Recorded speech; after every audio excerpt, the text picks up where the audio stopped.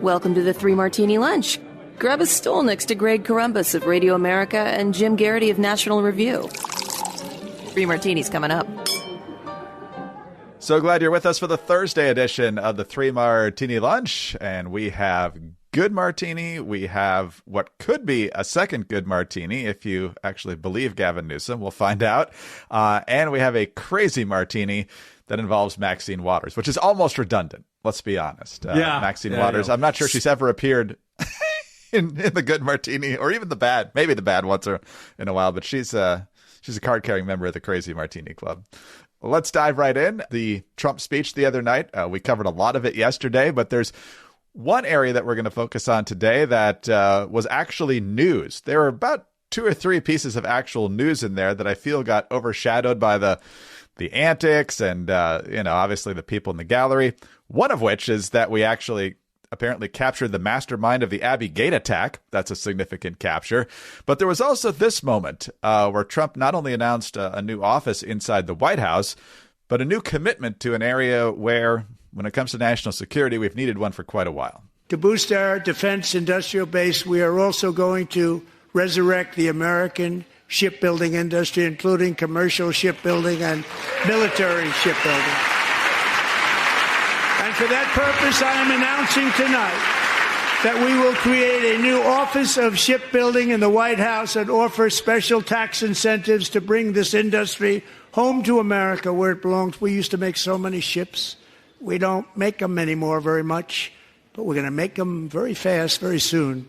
And so this is something that a lot of people have been calling for a long time. It's important for deterrence, China potentially in particular, but other bad actors around the world. There's certainly some in the Middle East. And the Wall Street Journal says the U.S. Navy is at least 50 ships too small for the world's threats, and that's not the worst move. According to the Senate Armed Services Committee Chairman Roger Wicker, just about every major shipbuilding program is behind schedule, over budget, or irreparably off track. The U.S. is also only producing about 1.2 to 1.4 submarines a year. That's insufficient for the U.S. Navy's goal of getting 66 in action compared to 49 just today. And we're also under contract to give 5 to the Australians as part of the AUKUS agreement. So, Jim, this is an area that we obviously need help in, and a new focus on this will be nice. It's going to take a while to build them, but you got to want to do it first. Greg, I don't know if you listened very carefully to the audio there, but if you replay it slowly, you can hear Hugh Hewitt in the background screaming, "Yes! Yes!" like Meg Ryan in the diner scene in When Harry Met Sally. Hugh has been beating the drums, saying we need a 500-ship Navy for a long, long time. We get, Republican presidential candidates usually say, yes, absolutely, we're going to do this, and then they get into office, and it very rarely happens. Some of this is reflective of the problems within the defense industrial base, and some of this... By the way, I cannot emphasize enough. Yes, Mr. President, good for you. This is exactly what I want to hear. Yes, I do think we need these ships. Yes, I do think we need a much larger Navy. And we need to be able to project power all over around the world. The Navy is overstretched. All of this is completely true. How do you square this with cutting 8% from the defense budget every year for the next 5 years? Look, I'm all for trying to go through the Pentagon budget and eliminating waste. No doubt there is waste in there. But I figured you take the savings from that and then you spend it on good stuff on defense. You don't just stop spending that money at all. I don't understand how you can go from what would cumulatively be almost a 40% cut over 5 years and then simultaneously build up a much larger naval submarine fleet. I think one of these two things is going to have to give. I think this one is the priority. I think we definitely need this. It is an ambitious goal. That Wall Street Journal editorial points out that if you really want to do this, you're probably going to have to let the South Koreans and the Japanese, who have much larger shipbuilding capabilities, play a role in this. They're allies. I have no objections as long as everything is up to, U.S. contractor standards and all that. I don't see any reason why we couldn't. We simply don't have the capacity existing right now. Now, maybe one of the things you do is you start expanding the shipbuilding facilities that you have here. Again, all of this is going to take money. I think this pays off in the sense of having a safer world. Because if you think building ships now is expensive, try imagine doing it during wartime. Yes, when you don't have the time to actually get it right. I mean, we obviously cranked out a lot during World War II, but it's a different era now, and a lot can happen in a very short period of time in armed conflict. Just one quick story about this that's completely unrelated. When the girls were young, We were going to get either a birthday gift or a Mother's Day gift. I'm pretty sure it's a Mother's Day gift for Mrs. Columbus. And they really wanted to get her one of those tumblers that you drink out of. And we went to the store, and there was nothing that was really that I thought was acceptable. They kept showing me these things. And finally, there's one with a ship on it. Just a really nice, like, clipper ship from the 1800s. And I'm like, well, she's not really into that, but it looks nice. So, yeah, go ahead and get that one. It's only on the way home that I realized above this beautiful picture of a ship was the word holy. And it's... So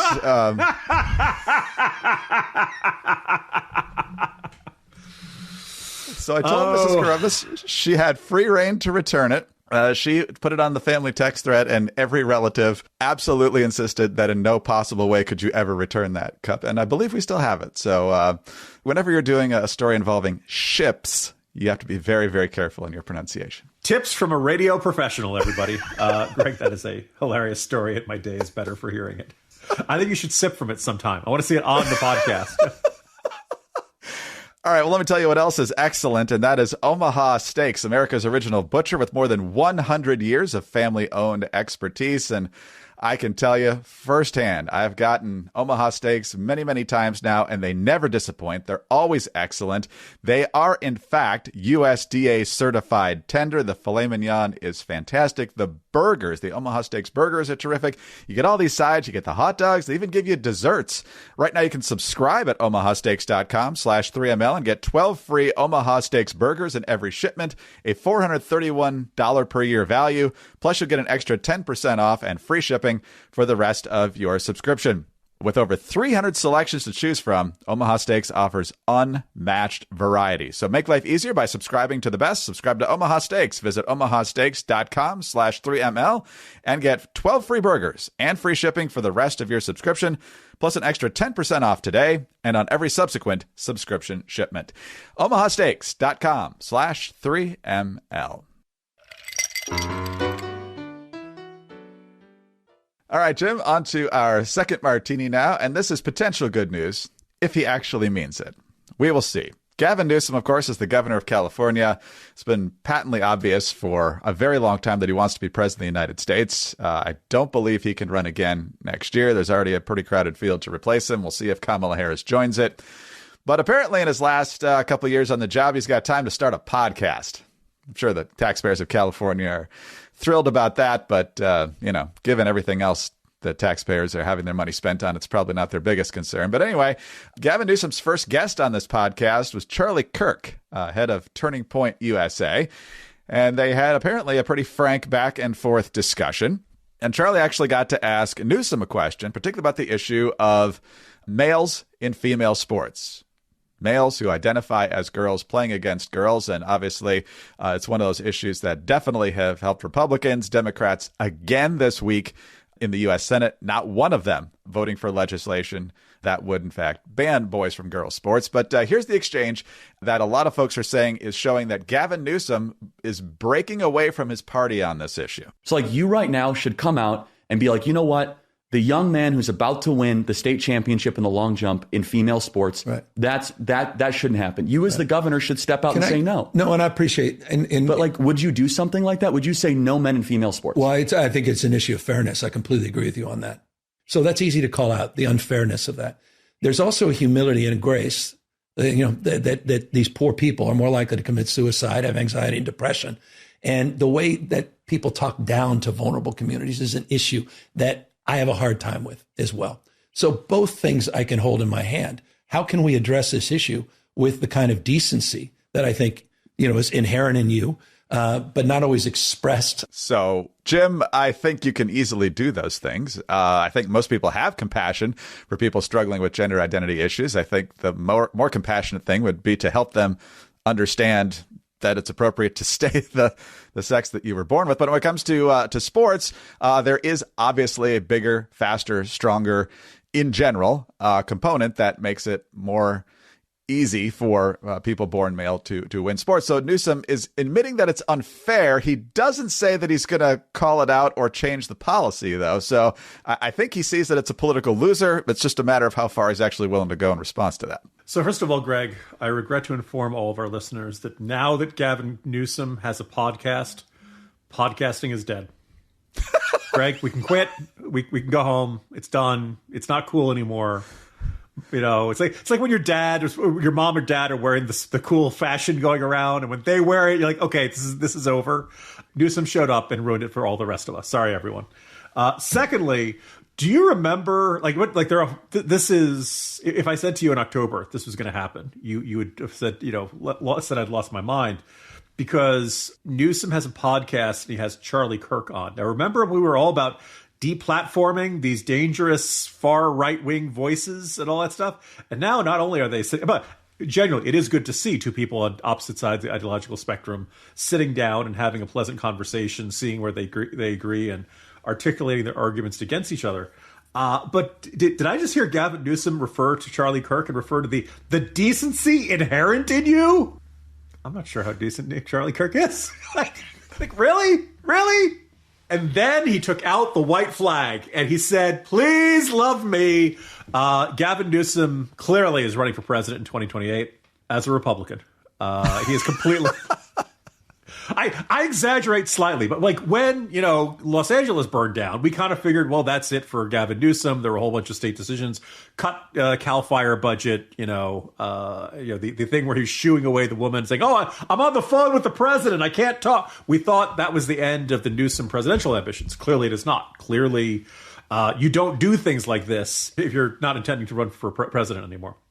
On paper, this is a big win for the forces of the right to get prominent Democrats to say, okay, having those born male competing against girls in high school sports, they have an unfair biological advantage.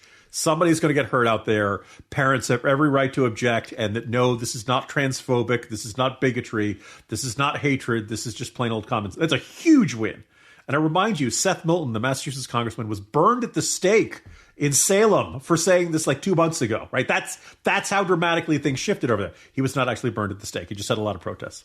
What makes me a little bit wary about this is that if Newsom is doing this, if his chameleon-like change of his colors are going so quick, I figure there are other Democrats who will do this, and it's entirely possible that 6 months from now, it'll be like the lockdowns for COVID. Nobody's willing to say, oh, yes, we were right. We still defend that. There will be a neuralizer from Men in Black, and everyone will forget that the Democrats ever supported this at all. And the people who are like the strong supporters of biological males participating in girls' sports, they'll be like, they'll be rounded up into camps. No, they will be shut away like the crazy ant in the basement. H. Ross Perot said, it'll be like it never happened. You will just, it'll be instant amnesia. No, this issue will disappear, and that will be a sign. This is how Democrats adapt. And there's something because you think back to the COVID lockdowns, the people who said lab leak was conspiracy theory, all this stuff. When Democrats get proven to be totally wrong, you get a little bit of oopsie coverage, and then they just forget about it. And I don't want them to wiggle out from under this as easily as it looks like Newsom. Because where the hell have you been, Newsom? This issue didn't just show up yesterday.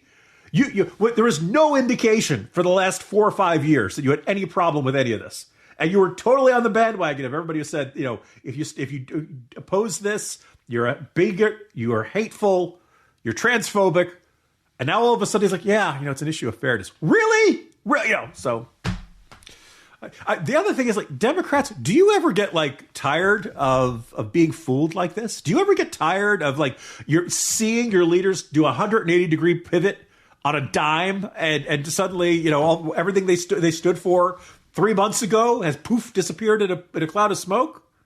I didn't think my respect for Gavin Newsom could go any lower. And look what he did, Greg. He found a way to make me think even less of him.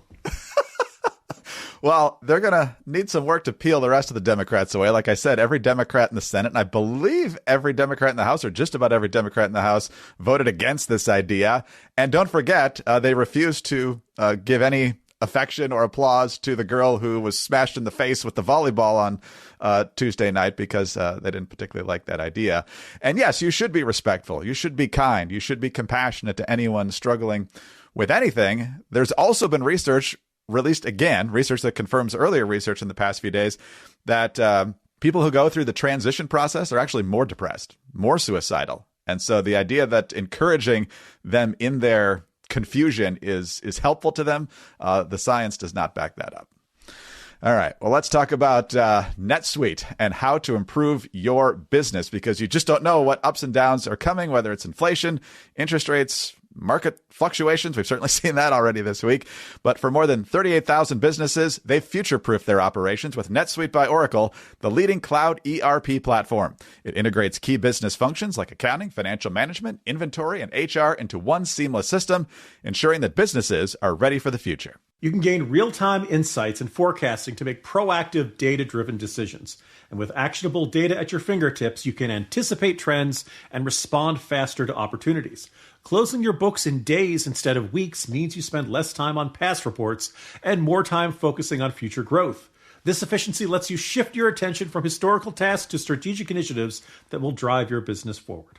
And as we've said many times, I speak with small business owners, small business experts. You gotta let AI, and specifically NetSuite by Oracle, take these tasks off your plate. And if you want to do it right, do it with NetSuite by Oracle. Also, right now, you can download the CFO's Guide to AI and Machine Learning at netsuite.com/martini. The guide is free to you at netsuite.com/martini. That's netsuite.com/martini. All right, Jim, on to our crazy martini now. And again, Maxine Waters figuring prominently. We saw her just a few weeks ago trying to get into, I want to say, the Department of Education. But anyway, she was not let in. Also last week, Scott Bertram and I talked about Congresswoman Marcy Kaptur of Ohio questioning Elon Musk's loyalty to America since he's only lived here for, checks notes, 22 years.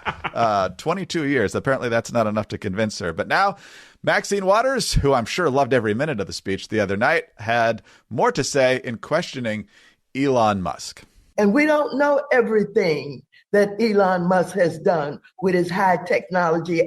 We don't know what he's being accused of by some as it may relate to the election. But we're not going to give up. All right. So she's trying to dig into his business past. She's apparently starting to allege that he had something to do with the election that was not on the up and up. She was also at an in-person protest of about 3,000 people against Elon Musk. She was decrying a lot of things about him, especially all the cost cutting with Doge and so forth. And the money quote there is, while he's taking away people's jobs, he continues to make money. He's growing richer and richer. Send him back from wherever he came from. Maxine Waters has always been one to raise the blood pressure of the left. You might remember in the early part of the first Trump administration, she was telling people not to let Trump officials be comfortable in public. That was always a fun time.